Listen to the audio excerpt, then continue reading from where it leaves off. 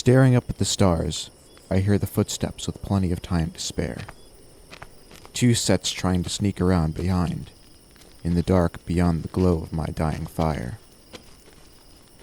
Graham Masters shimmers into view and opens his mouth to warn me, but I just nod and slip my pistol from its holster. So many times, desperate people will try their luck on a hapless traveler. It ain't the first time for me, won't be the last. As the steps crunch softly closer, behind the scrubby, chalky pale chaparral brush, I turn up onto one knee and fire a shot. There's a howl, and the pounding of one set of feet. Cowardly bastard ran away, and left his friend to his fate. Not so much a friend anymore. I aimed low. He should only be wounded, unless he was crouching, I suppose. His ragged breath and sobbing mark him out easy. I wander over, pistol resting ready along my thigh. Jesus, he's barely a teenager. Not a hint of whiskers on his chin. "What the fuck are you doing?" I ask. Masters stands behind me, shaking his head, unseen by the boy. The kid's holding hands to his gut. Must have been crouching after all. "You killed me, mister." "What you doing creeping up on honest folk in the dead of night?" "Just looking for some justice in the world." "Is that right?" I turn around and walk away. "Poor dumb child," Grandmaster says, and I nod. "You done killed me," the kid cries out again, but we ignore him and lay down by the fire. I ignore the discomfort deep in my gut, too. He gasps and sobs for a good hour, before his breath hitches and he bleeds out. I wake in the darkness with a scream, and I think I've been dreaming, until I see Masters fighting with the spectral figures.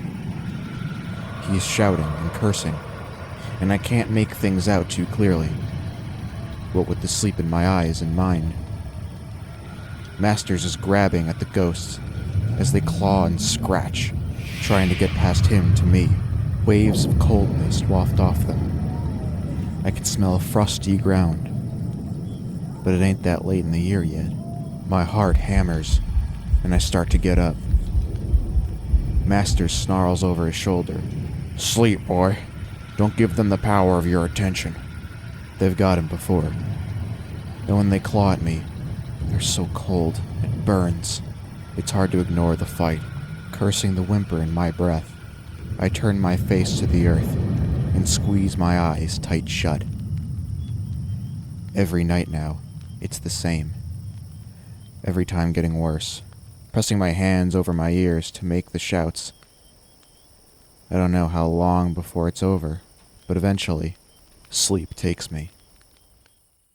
Dawn smuggles the horizon pale pink and blue as I kick up the embers and set the pot to boiling for some coffee. Again last night, I say to the flickering from behind me. "Ain't nothing for you to worry about." They seemed angry. Masters turns a hard face to me. "Ain't they always, boy? Ain't I always kept them off you?" "Not always, no, but I let it drop. Masters being mad at me all day can be worse than ghosts trying to take me away at night." The buildings stand like sentinels in the early sunlight. The town is little more than a crossroads, too small to even have a name by the look of it. I can relate to that. 2 streets mark out the cardinal directions, lined with stores and homes made of roughly cut wood, and more properties spread out behind them. People in dusty clothes walk in the shade of awnings, occasionally casting me suspicious glances. They quickly look away if I catch their eye. I'll ask around and see if any of our leads are good ones.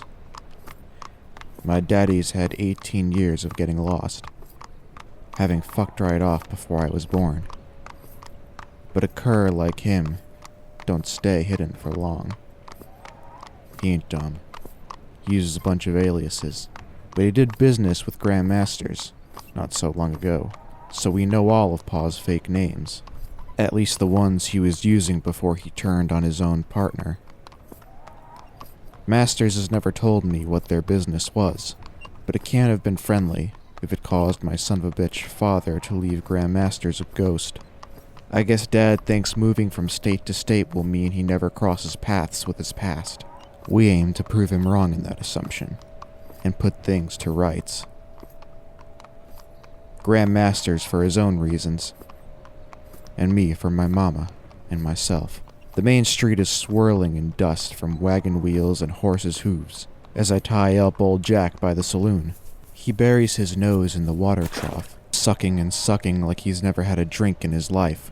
He's a damn good horse, honest and gentle, and he means the world to me, even if his chestnut brown hide is scraggy and his ribs show through. My gun and my saddle are pretty much all I have besides Jack. And Grand Masters, I suppose. But he ain't an actual thing, regardless of how helpful he's been. It only takes half a minute in the saloon to know the barkeep there ain't going to be any use. He's never heard the names I give him. As I step back outside, a man walks toward me, jaw working as he chews tobacco, and I see the sun glinting off his badge, attitude drifting out from under the brim of his dirty gray hat. New in town, eh? His voice sounds like gravel. He seems nervous. I nod, choosing not to answer such a dumb question with words. Masters besides me says, "Fuck him." There's an uncomfortable silence that I get the impression I ought to fill. I ain't planning on starting any trouble here, Sheriff. He looks me up and down, tips his hat back a little. You after something specific? Just passing through. That right? I smile at him, trying to ease his tension some. I'm on the trail of a man, as it happens, so maybe you could help me out. Is that so? Who are you looking for? The man uses different names. Danny Calhoun sometimes, or Seth Cooper. Maybe Frank Gates? The sheriff's chewing stops dead. He sniffs and spits. Pretty damn bold, I gotta say. Pretty goddamn bold. He slips his gun from his hip and gestures with it. This way, kid. What the hell, I ain't done nothing. The sheriff barks a laugh. That right. There's some kind of mistake here. I ain't done nothing wrong. Why don't you come along quietly and we'll sort this all out? I cast a desperate glance at Masters, and his face is pure fury. Do as he says, he hisses. They'll shoot you down in an instant out here. Go with him, and we'll find a way free. I follow the sheriff towards the jailhouse, my gut churning as I wonder just what the hell Masters can do to get me out. The tiny cell smells of mildew and something less pleasant. It's dim inside, with sacking over the one small barred window high in the wall, blocking out the fresh air and sunlight. The shackles hang heavy against my wrists, a length of chain swinging between them. I keep hearing talk of a gallows, and how they finally got someone they'd been after, and I can't believe they think that's me. Masters keeps assuring me he'll sort it out, and I have to trust him. I never had anyone to trust before, and I don't think I'll ever get used to it. But I'm doubting him more by the second. The cell door is heavy and new-looking. A priest comes walking along beside the sheriff, grinning like a fox. His hair is lank and streaked gray, hanging in his rat tails over his ears and brow. I suggest you have a chat with this man, the sheriff says to me. He pulls out a bunch of keys and opens my cell door. The priest steps in, still grinning. His cheek swallow flaps over a sagging mouth of broken yellow teeth. What the hell is he so damn happy about? I don't need a priest, I say. The sheriff ignores me. You gonna be okay with him, Father? Oh yes, don't worry about me. I'd much rather keep the cell locked and you outside it. The preacher shakes his head, still smiling. We'll be fine. The sheriff nods. I won't lock you in there with him, but that door there will stay bolted. He points down the hall to the heavy wooden door between the cells and the front office. The only way out. You knock on that door when you need to come out. He hands the holy man a 6-shooter. If he tries to follow you, even puts one toe out of that cell, don't say anything. Just shoot him dead. The priest looks like he's going to protest, but the expression on the sheriff's face brooks no argument. He's vicious, Father. Left 2 innocent corpses in his wake, and he ain't as clever as he thinks he is. Leaving a trail of questions and murder was always going to catch up with him eventually. 2 corpses in my wake? I look across at Graham Masters, but he won't meet my eye. His face is a mix of embarrassment and rage. There's more than 2 corpses in my past, but I think I know the ones this sheriff is talking about. Masters knows them too. With a shrug, the priest takes the gun and tucks it into his belt, holding his black robes closed. He's just a boy, the holy man says, but I'm sure this gun will keep him calm while we talk. This is your last chance for any kind of redemption, the sheriff says to me. Don't fuck it up now. He walks away before I can protest, and I'm left in an unlocked cell with an armed preacher. The wooden door to the office closes with a heavy thunk, and I hear the bolt turn. Masters moves close to me, whispers, "This is your chance. I'll make a distraction. You get past this maggot." Before I can answer or ask any questions, he's gone. What would you like to talk about? The priest says. Unsure what else to do, I start by asking him the names. No one I can remember, he says, kinda high-pitched. You sure? I say, deliberately loud. Like my voice can push away the creep this guy gives me.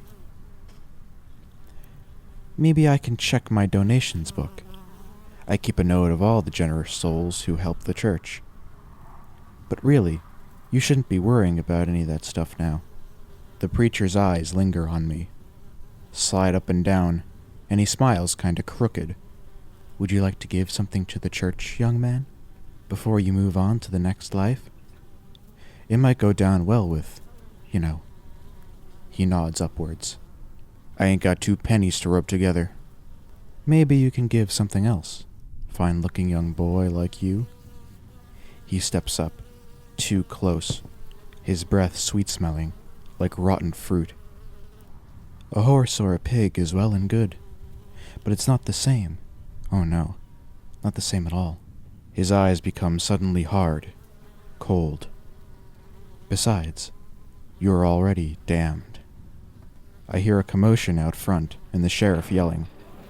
There's a gunshot somewhere, and the sound of pounding feet.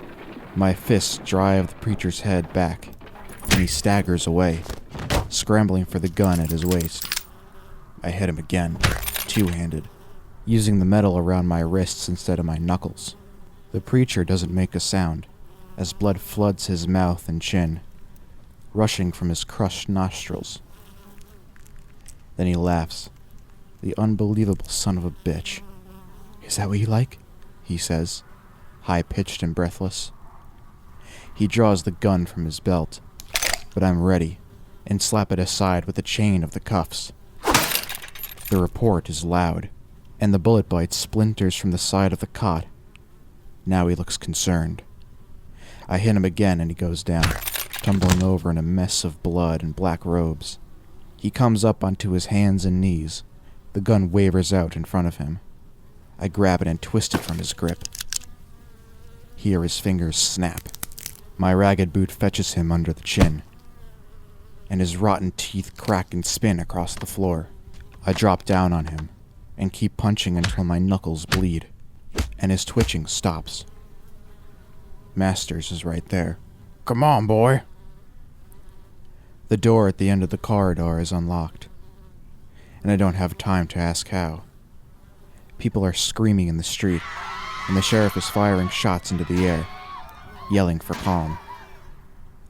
Whatever Masters did out here, as the townsfolk well and truly spooked. Running outside, I see old Jack down the street, the only horse standing calm. I jump on, drag his reins off the rail, and pound out of town before the sheriff can realize I'm gone. There's a whole lot of nothing except wide open space and tumbleweeds between the last town and the next. I figured I'd do well to move along quickly, but I meant to buy food and fill my water back there.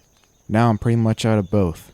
The nights are getting colder, and a low fire does little to keep me warm, hungry as I am. My shirt is thick, but my denims are ragged. Masters has always worn his fancy suit and shiny shoes, but I guess a ghost has no concerns for weather and seasons. I'm going to need to find a coat, and a lot more to eat. "Where you're whining," Master says, even though I haven't complained. "You can always eat your horse and walk." I ain't eating Jack. He's about the only friend I ever had. Master's anger is instant. "That right. What the fuck am I, boy?" His hand whips out in a slap across my cheek. It's icy cold and stings something fierce, even as it passes right through. Only when he's really angry, he told me before, can he affect physical things. I guess he was mad as hell in that sheriff's office. "No wonder your daddy walked away from you," he says. "You could see your weakness, even before you were born." Fuck you, Grandmasters. I ain't weak. He sneers at me. "Didn't I find you in the depths of your despair, boy? Cradling your crazy mama, while she gibbered in her madness, holding a gun and sobbing your heart up, about to end it all." Fuck you, I say again. I can't meet his eye, so I stare at the shackles hanging off my skinny wrists instead. I was only 16. I was lost. My mama was... "You're 18 now, boy," Master shouts. "And you got me to thank for that." I don't know what to say, so I say nothing. Thinking about Mama, wasting away like a dead horse by the side of the road, eaten from the inside out by maggots, except Mama is being eaten up by memories. My good-for-nothing daddy left her pregnant, no money or family nearby. Dragged her out to the middle of nowhere to start a new life that fell apart before it began. When I swelled her belly, and my daddy's dumbass dream had turned to shit, he just walked away, and she had to beg for everything. I was born in the dirt of the street, and my mama was reviled by everyone around her. She was too fragile to exist like that, and it slowly drove her mad. By the time I was 5, I'd already had to grow up enough to look after her, instead of the other way around, and that was all my daddy's fault. By the time I was 16, my mama had pretty much no mind left, and I was sick of it all. Masters is right, that he found me in the depths of my own despair, and he convinced me to put Mama with the nuns, and help him track down my daddy, seeing as we both had a score to settle. My daddy had killed Grandmasters over a business deal gone bad, so Masters told me, whatever their business might have been. He'd as good as killed my mama, and he'd ruined my life since before I even entered this unforgiving world. I took the chances Masters offered me, so I ought to be grateful. It's true he's teaching me to be strong, and I wonder if this is maybe what it's like to have a father. I'm trembling, but I tell myself it's the cold and hunger, not fear or hatred. "I was drawn to you, boy, because we share a common enemy. Your daddy ruined everything for me. Fucking killed me, and I'm burning with a vengeance. And didn't I light that fire in you?" I nod, not looking at him. I can feel that furnace churning in my belly every second of every day. It only gets hotter when I think of poor Mama. I look out across the low fire, towards the distant mesas, standing like guardians of this desolate land. I'm one tiny person in a harsh and barren world. What chance do I really have of ever finding my hateful father? "Now shoot the chain between those cuffs, boy," Master says. "There's no room to angle your pistol in there. And I'm about mad enough that I can probably help. Just be careful you don't blow your stupid hand off." I awake in the pitch dark, and something moves over me. A light of a sort, a glow. The fire had burned away to nothing but a gentle smear of orange in the night, and the cold is in my bones. As I blink awake, rubbing sleep from my eyes, the glow resolves into a face. Then two. They lean over me, eyes wide and terrifying, mouths stretched in silent screams. My heart races, my stomach turns to water. Fingers rake like icicles across my face and throat, clutching at me, grasping. They drag a tiny sliver of my soul away with each touch. I see it like silvery smoke stretching out of me in ribbons. Feel myself lessen every time. A distant wheezing howl escapes their wide mouths, like cries of pain but somehow triumphant. With a screech, Master swoops in. He grabs the things and hauls them off. And the fighting starts. Biting down on my fear, I scramble away and load more wood to the fire, blowing through numb lips to bring the flames up again. I squint away as Masters brawls with the things that tried to take me while I slept. A distant howl drags my attention, and I look into the screaming face of one ghost, not distant at all. Masters is grappling with the other, throwing panicked looks at me over his shoulder. "Don't you let it in, boy. He screams. Don't you give it form." The ghost reaches for me, its frosty hands dragging the very essence out of me. My mind slides, my vision blurs. I hear the far-off cries of Masters as he's dragged away, fading as he goes. Swatting at the ghost, my hands slapping through frozen air, I get dizzy. "Grandmasters!" I cry, but there's no answer.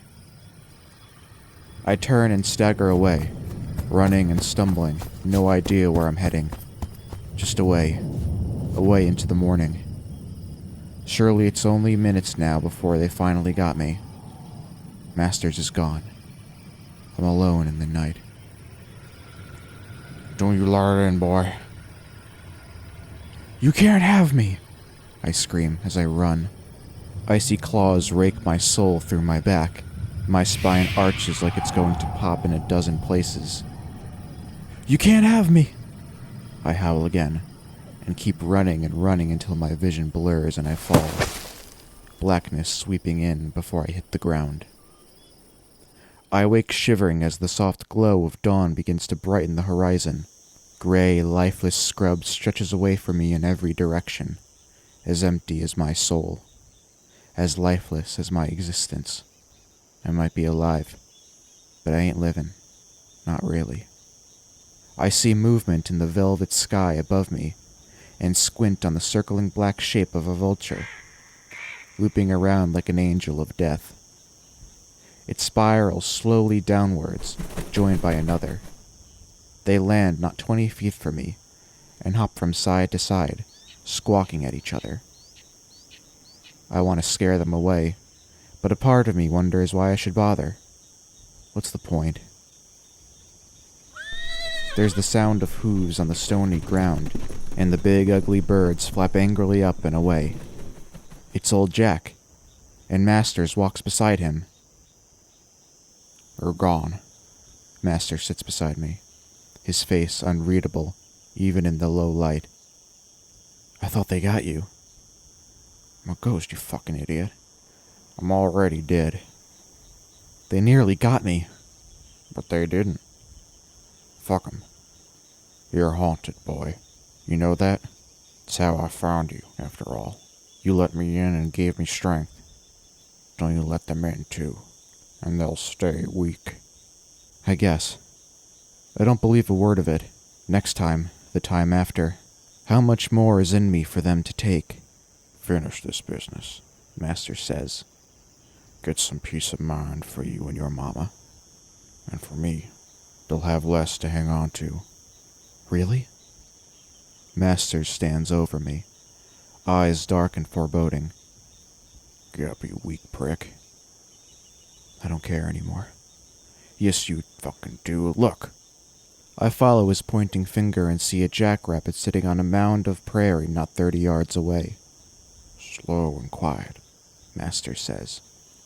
The boom of my pistol in the cold air is staggering, and the jackrabbit's head is gone. It's well past noon when the silhouettes of a small town appear on the horizon. It gives me renewed strength, and I'm smiling as I ride down the main street that's lined with wooden buildings, brightly painted awnings, and a fancy sign writing in the windows. I can see a homestead spreading out beyond the town, people working, wagons rolling, hills swept into mountains to the west.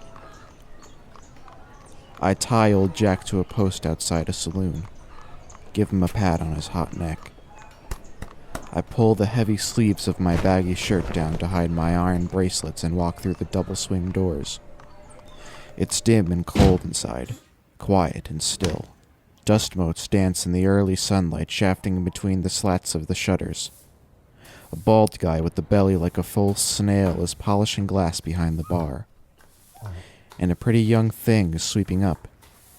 I nod to the barman and watch the girl a while. She's young and slim, with a cascade of blonde hair and a glint in her eye. She holds my gaze for a second or two before looking back down to her broom. What I would give to find a town someplace, settle down and get some work, woo a pretty girl like that, and maybe get married, have some kids of my own. Just normal stuff. But this fire burns in me, and I can't do anything normal until it's out. And that's only going to happen when my daddy is brought to account for what he did to my mama and me. She'd have liked to live in a small town like this, I reckon. Far better than the nuns' sanatorium where she's lying now. Help you? The barman calls out. I smile at him, friendly-like. I could use a good meal, or even a bad one, I add with a laugh. He pushes his chin at the girl sweeping up, and she sets her broom aside and disappears out back. I pull up a stool, sit down, and put my ragged black hat on the bar beside me. There's a moment's uncomfortable silence as the barkeep measures me up and down. The girl returns with a tin plate holding some kind of stew and a hunk of bread. She hands it to me with a soft smile, almost like a secret. The gravy is thick like mud and cold from last night's cooking, but it smells fantastic. The meat is mostly gristle and the bread stale, but I swallow it down like it's the food of God, my belly aching at the sudden pressure it hasn't felt for too long. That jackrabbit kept me alive, but he was near as skinny as me. It feels like the first time I've eaten properly in weeks. I'm looking for someone, I tell the barkeep as I mop up with the last of the bread. He's immediately suspicious. That right? Give me whiskey, just the cheap stuff. He nods, puts a glass on the counter and fills it from the bottle without a label. I'm only drinking to be friendly, trade for the information he might have. But the sour burns nicely all the same. I put a couple of coins on the scratched bar. Graham Masters stands beside me, unseen by the others. He tilts his head at the barman, impatient fucking ghost. I'm looking for a fella, goes by several names. Mind if I run him by you? The barman shrugs. All right then. Danny Calhoun? He shakes his head. Seth Cooper? Shake. Frank Gates? This time there's a slight pause, and his eyes narrow just before he shakes his head. Frank Gates? I ask again, one eyebrow raised. I said no, damn it, I ain't never heard of no Frank Gates. The pretty young girl has stopped sweeping, watches us with a strange expression. Masters is virtually dancing on the spot. He's lying, he says to me. Like it ain't obvious, even to the tables and chairs. Truth be told, I'm getting damn tired of this game, but my excitement rises at this reaction. I nod and stand up, tip my hat. Much obliged, sir. Guess I'll move along and keep looking. The barman seems relieved and smiles at me. Good luck finding him. I turn to leave and walk slowly to the door, giving the barman plenty of time to pluck up the courage to ask the question that must be burning his lips to get out. Say, stranger. There it is. I turn back. Yeah? Why are you looking for this fella anyway? You mean him harm? I laugh. Shit, no. We have history. We go way back. I'm just looking up for an old friend. His brow ceases, eyes narrowed again. He doesn't know what to make of that. I'm too young to be a pal of someone my daddy's age. Eventually he shrugs once more. Well, like I said, good luck. Thanks. The sun is beating down outside, making me squint. Back door or front?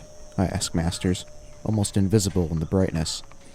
Surely the back, he says, vengeance clear in his tone. He's at least as hungry for that now as he was for money in his life, I reckon. That's what I thought.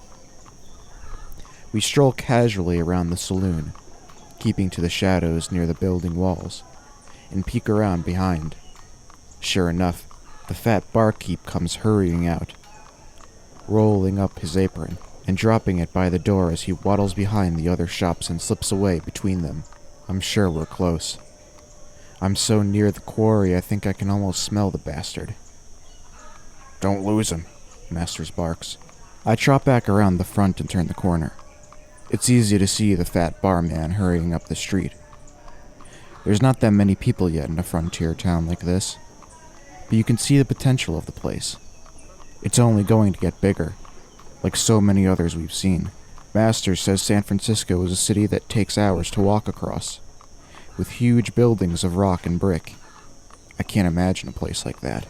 The barman shouts and waves, and a young boy runs across the street to him. There's some frantic chatter and something changes hands.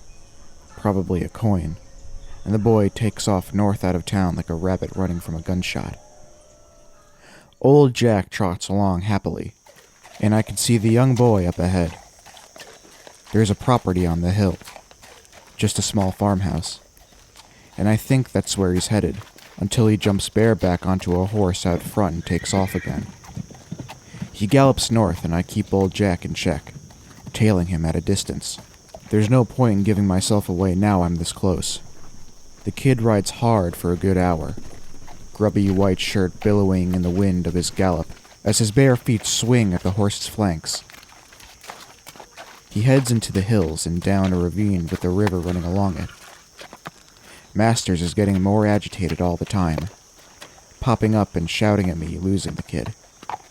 But it's hard to keep up and not give myself away when there's fuck all but two of us out here. Sure enough, we're half a mile into the narrow valley. I've lost all sight of the boy and his horse. I sit on old Jack and curse. Masters is furious. You're one useless fucking idiot, he yells. What now? I don't know, I say in a broken voice. It's going to be dark soon and the ghosts are coming back.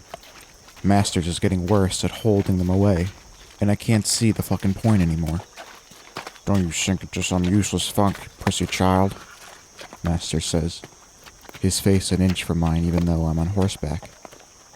You start searching. The ravine doesn't branch out, and it's getting deeper. If the kid came through, it's likely I can carry on and hopefully stumble across wherever he was headed. Follow the river, and I pray I find something before dark. It's slow going, picking along through the rock and scrub. Often we have to climb a steep bank and keep the river in mind by listening more than watching. We can go right by wherever that kid was headed and not even know it. But I don't tell Masters that. He's irate as hell all the time and only getting madder. I'm tired, hungry, and kinda scared, sagging in the saddle, when something pulls me up. Voices drifting from somewhere. I hold Jack in a clump of trees and let him drink at the river. Once he's safely tied, I have a drink myself. It's at least as cold and fresh as it looks. Going quiet and careful on foot, it's not long before a crackle of fire and the smell of cooking rumbles my stomach. There are men talking, not far away. I can see down into the camp. 6 canvas tents and a big cook fire. Somewhere in here is Frank Gates, a.k.a. Danny Calhoun, and Seth Cooper. I settle down to wait for night. Time to finish this. It's nice to sit by the river until the dusk turns dark. Graham Masters is impatient to get moving, but it's taken this long, so we can wait a little longer. Caution is the key here, or I'm liable to blow it and waste everything. Masters has ever been eager to get on with it, and, if I'm honest, he's often been a fairly unreliable companion. He's caused me trouble more than once, but it's night, and I have a job to do. My heart's beating fast at the thought. I could finally be here, at that point where I can make my bastard of a father pay and shuck this burden from my shoulders. Tell my mama he's dead and buried. Let her find some peace. Then maybe I'll go back to that last town and talk to the pretty girl in the bar. All prospector camps are like this. I've seen a few before. I hide in the shadows and watch as the men sit around the fire, eating and drinking and laughing too loud. I wonder if it's to stem the disappointment of turning up nothing, or in celebration of the fact they struck yellow, and know they're going to be rich. Either way, doesn't bother me. I'm going to kill my daddy whether he's rich or poor, although pulling a few nuggets from the pockets of his corpse wouldn't be such a bad thing. The kid is curled up asleep under a big coat near the fire. There are 4 men, so I need to be careful. I don't want to end up in a big fight with them all. I've honed some skills these recent years, but even I can't be sure I'd manage 4 on 1. Masters is clear beside me in the darkness. He squints into the gloom and a smile splits his face. There he is. He points to one fella and my chest tightens. You sure? I ask. Masters nods without looking at me. Oh yeah. Really sure? I ask again, staring hard at him. He turns his glare to me. That's Frank Gates. We watch a while longer. Nothing happens except more eating and drinking. And then the men start heading for their tents. To bed early, to get up with the dawn. I keep an eye on Gates, staring hard at the man who seeded me for this world, who ruined my mama's life. He's a rangy bastard, tall and skinny like me, but his hair is dark black where mine is sandy brown. He's got a nose like an eagle's beak, and that ain't nothing like mine either. Nice to know I take after my mama more than this sack of shit. He wears good clothes, though they're dirty from prospecting, and his boots are finer than any I'd ever owned. Son of a bitch. I start preparing for what I'm going to say to him, and I brace myself for the possibility that I won't have a chance to say anything. Ending him is the only important part of this. As he starts heading straight for us, I catch my breath, shuffle back against the rocks and scrub where I'm hiding. No time to move anywhere else. He walks right past me in the shadows, and I see his mean face, eyes set close together, black stubble making his cheeks dark in the night. He seems in decent shape, but I don't reckon he's close to as strong as I am. He walks between some trees into the gloom, and I can't believe my luck. Creeping like a cat, I follow Frank Gates, as he's calling himself, grunts and undoes his braces. He kicks a hole in the sandy ground, drops his breeches, and squats, elbows on his knees. Don't make a sound, I whisper, as the cold steel of the sheriff's Colt presses against the skin of his neck. He stiffens but doesn't move. A muffled cry of fright escapes his lips, bitten off as soon as it starts. Pull up your breeches and move forward. He complies. I can see his hands shaking as he buttons his fly. He stumbles ahead of me, my gun barrel pressed to the middle of his spine. What do you want? He whispers, his voice trembling with fear. You want money? Gold? Shut the fuck up, Frank Gates, I say quietly, pushing him away from the camp. That's what you're calling yourself now, right? That's my name. Right enough. Who are you? I'm the son you abandoned, you slimy piece of shit. What? The son of the woman you left, pregnant, poverty-stricken, and a pariah. She couldn't take it. The ridicule, the rejection. She's a fragile bird, and you broke her mind, Frank Gates. Our lives, too. His shaking is visible all over. His knees knocking together, hands flapping by his sides. I don't know what you mean. I don't have a son. I have a wife and 2 daughters in San Francisco. That just makes me furious. Is that right? I almost yell. Treat them a lot better than you did my mama and me, do you? His voice is hitched with tears, sobbing like a little girl. I don't know what you mean. Turn around and face me, Gates. He stands there, back to me, shaking and sobbing. Turn your face to me, Pa. He turns slowly, hands raised. His face is twisted in fear, tears and snot shining in the darkness. I look around for Graham Masters, but he's nowhere to be seen. Surely he wants to see this. My own hand starts to shake. The excitement of the situation is getting to me. Fuck it. I can't put this off. Here and now you pay for what you did to us. The flash and bark of the pistol is massive in the silent darkness, and a rush rips through me. Frank Gates' chest gouts blood as he staggers over backwards. My shot right through his heart. He's dead before he hits the ground, and Masters comes running. Stop, he cries. It ain't him. I can't believe it. Not again. I lost you in the trees, Masters says. I tried to catch up, but I couldn't find you. It ain't him. My euphoria drains away like rainwater on a sun-parched earth. I'm shaking all over. I killed the wrong man, I yell at Graham Masters. Again! I'm sorry. It's so hard to tell. I'm a ghost. I don't see real things as well as you do. He sounds altogether too relaxed for my liking. You said you were sure. Just like when we found Danny Calhoun and Seth Cooper. Something like a smile glimmers across Masters' face, but it's hard to see in the shadows. I can hear voices shouting, and people crashing through the brush. Those Grossammer spectral haunts that dog me every night are lurking, reaching, groaning mouths wide in supplication. Are there 3 now? You have to go, Masters says. Confusion fogs my brain. I killed another innocent man. Masters' sudden grin is feral. Part of you likes it. What? He grabs at my shirt, dragging icily at my flesh, as his hand passes right through me. Come on, don't let them catch you. Is he laughing? I stumble over rough ground, heading back to where old Jack is tethered. My mind reels, my heart hammers.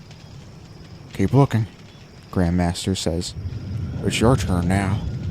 You'll find him next time, I'm sure. There's no sincerity in his tone. I look at the ghost of my mentor in the darkness, and his expression is hard to read. My turn. Next time. He nods as I untie Jack and swing up into the saddle. There's a self-satisfied look about him, like a man who's enjoyed his fill of a good meal. His eyes sparkle, and there are creases at the corners as he grins. It's your time, boy, Masters says. Now you get to keep moving. Keep looking for your damn paw. Free as you like. Vengeance is a selfish business. And you better stay ahead of those nighttime ghouls. You sound like you ain't coming, I say. Shivers racking through me. Masters just stands in the night, smiling at me. I can hear the other prospectors crashing closer. I need you to identify him, I say, and curse how scared my voice sounds. Masters leans his head back and laughs. Boy, I have no fucking idea who your daddy is. Never did. His words echo in my mind, and his laughter rings through the valley as I gallop away from the river and into the night.